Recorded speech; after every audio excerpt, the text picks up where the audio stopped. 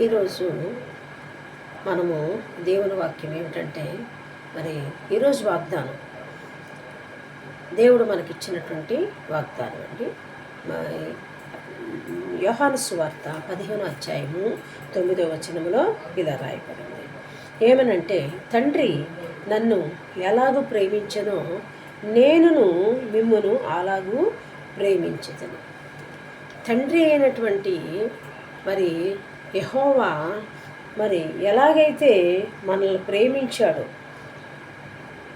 నన్ను ఎలాగూ ప్రేమించను, ఇక్కడ యేసు ప్రభు వారు మాట్లాడుతున్నారు.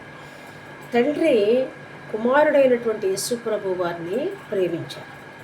మరి మనము కూడా తండ్రులను ప్రేమించాలి. ఇక్కడ యెహోవా తండ్రి లోకమునకు తండ్రి. ఈరోజు ఫాదర్స్ డే, తండ్రుల దినోత్సవం. మరి ప్రతి ఒక్కరికి ఈ భూలోకములో కన్న తండ్రి ఉన్నారు.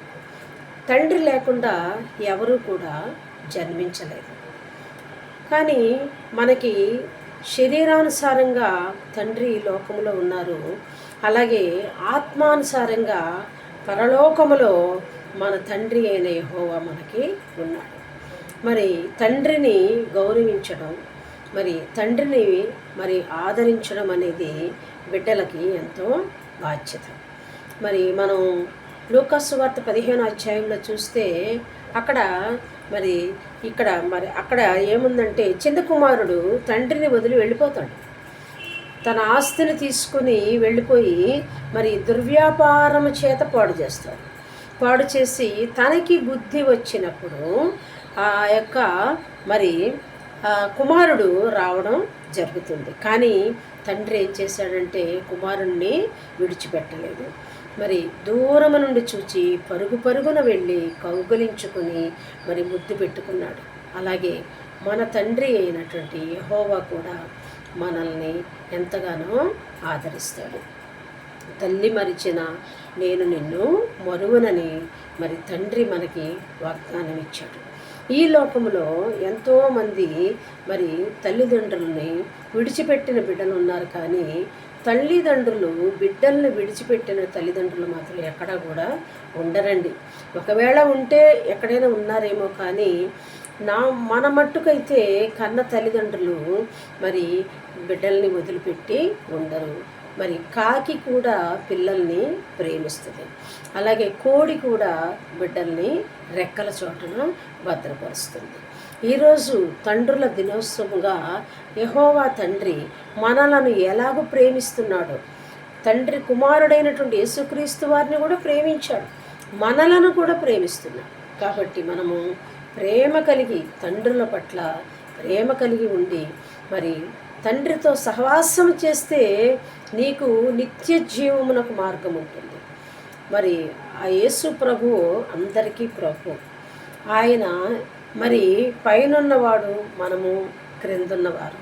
కానీ మనము ప్రభువుని ప్రేమించినట్లుగా, తండ్రిని ప్రేమించినట్లుగా మన జీవితంలో మనం నేర్చుకున్నట్లయితే తప్పకుండా కూడా మనము దీవెన పొందుకుంటాం. మరి మన తండ్రి అయిన కృప, సమాధానము, దీవెన మనకి ఎల్లప్పుడూ ఉండాలి. ఇక్కడ మన చిన్న కుమారుడు తండ్రిని వదిలి వెళ్ళాడు, కానీ ఎన్నో శ్రమలు పడ్డాడు, ఎన్నో కష్టాలు పడ్డాడు. అలాగే మరి ఈ లోకములో కూడా తండ్రిని వదిలి వెళితే బిడ్డలకి శ్రమలు తప్పవు. వారు అనుకుంటారు, మా తల్లిదండ్రులు లేకపోతే మేము హ్యాపీగా ఆనందంగా బ్రతకొచ్చు అనుకుంటారు. కానీ దేవుని బిడ్డలారా, తండ్రి మరి లేనిచే ఈ లోకంలో నీవు జన్మించలేదు. కాబట్టి మరి తండ్రిని గౌరవిస్తాం.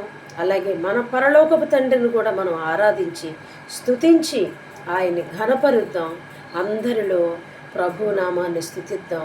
అట్టి స్తుతి యాగము ఎల్లప్పుడూ కూడా మనము ప్రభువుని సేవించినప్పుడు మనకి దేవుడు నిండైన ఆరోగ్యమును అలాగే ఆశీర్వాదమును దేవుడు మనకి అనుగ్రహించునుగాక. చిన్న ప్రార్థన. ఈ కొద్ది మాటలు ప్రభువానికి వందనాలు. ఈరోజు తండ్రుల దినోత్సవం నాయన. ప్రభా, తల్లిదండ్రులను ఎవరైతే గౌరవించట్లేదో బిడ్డలు, అట్టి వారికి మీరు నాయన మాట్లాడండి నాయన.